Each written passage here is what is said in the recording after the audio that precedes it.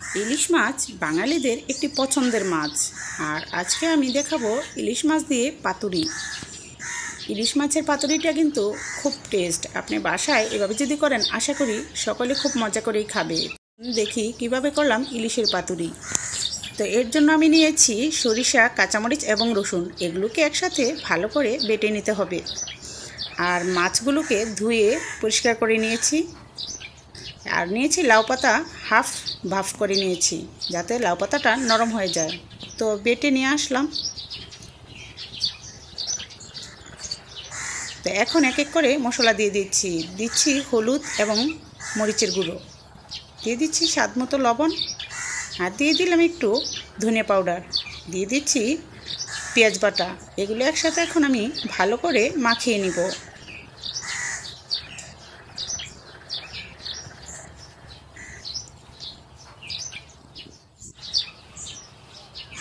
তারপরে দিয়ে দিব মাছগুলো দিয়ে মশলাটার সাথে ভালো করে মাখিয়ে নিতে হবে। আর মাছগুলো মাখিয়ে যদি 10 মিনিট রেখে দেওয়া যায় তাহলে কিন্তু টেস্ট আরও বেড়ে যাবে।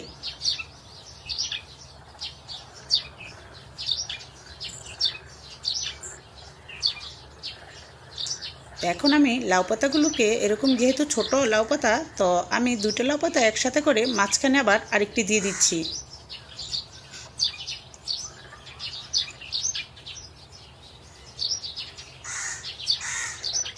তো লাউ পাতার উপরে মাছ রেখে তারপরে কিন্তু আমি লাউ পাতাটাকে ভালো করে বটে নিব।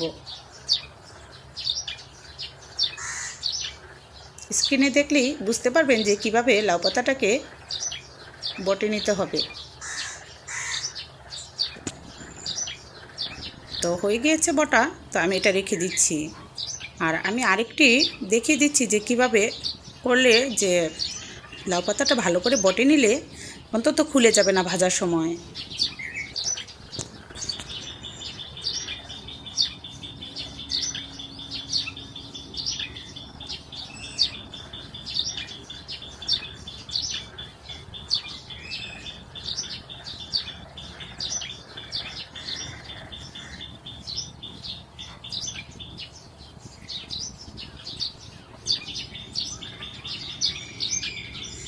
তো ভিউয়ার্স, হয়ে গিয়েছে আমার প্রত্যেকটা পাতুরি বানানো। তো এখন ভেজে নেওয়ার পালা।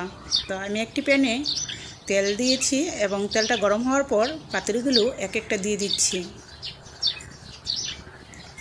আর তেল কিন্তু অত বেশি দিতে হবে না।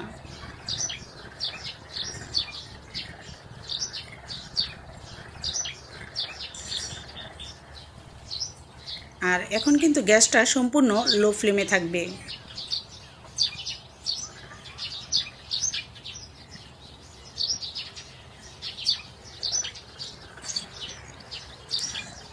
তো এক পিঠ যখন হয়ে গিয়েছে আমি কিন্তু আরেক পিঠ উল্টিয়ে দিচ্ছি।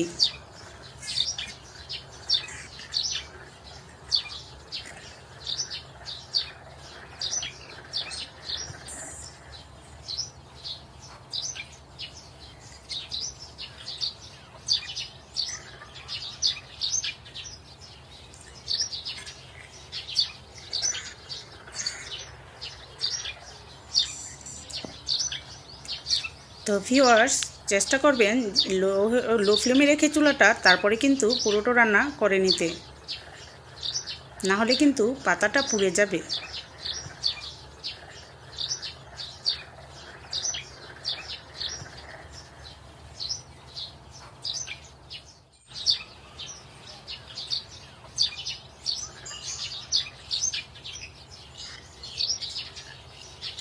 তো ভিউয়ার্স, যদি ভিডিওটি ভালো লাগে তাহলে অবশ্যই কিন্তু লাইক, কমেন্ট, শেয়ার চাই। আর সাবস্ক্রাইব করে পাশে থাকা বেল আইকনটি ক্লিক করে দিবেন, তাহলে আমার সকল ভিডিও সবার আগে পেয়ে যাবেন। আর যারা আমার পুরান বন্ধুরা আছেন তাদের জানাই অসংখ্য ধন্যবাদ যে আমার ভিডিওটি ধৈর্য ধরে দেখছেন।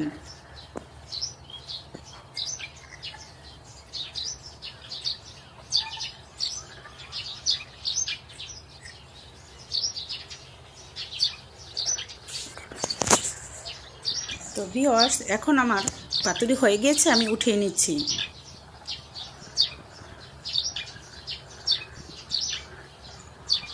তো হয়ে গেল আমার পাতুরি। ভিউয়ার্স, ভালো থাকবেন। আল্লাহ হাফিজ। আসসালামু আলাইকুম।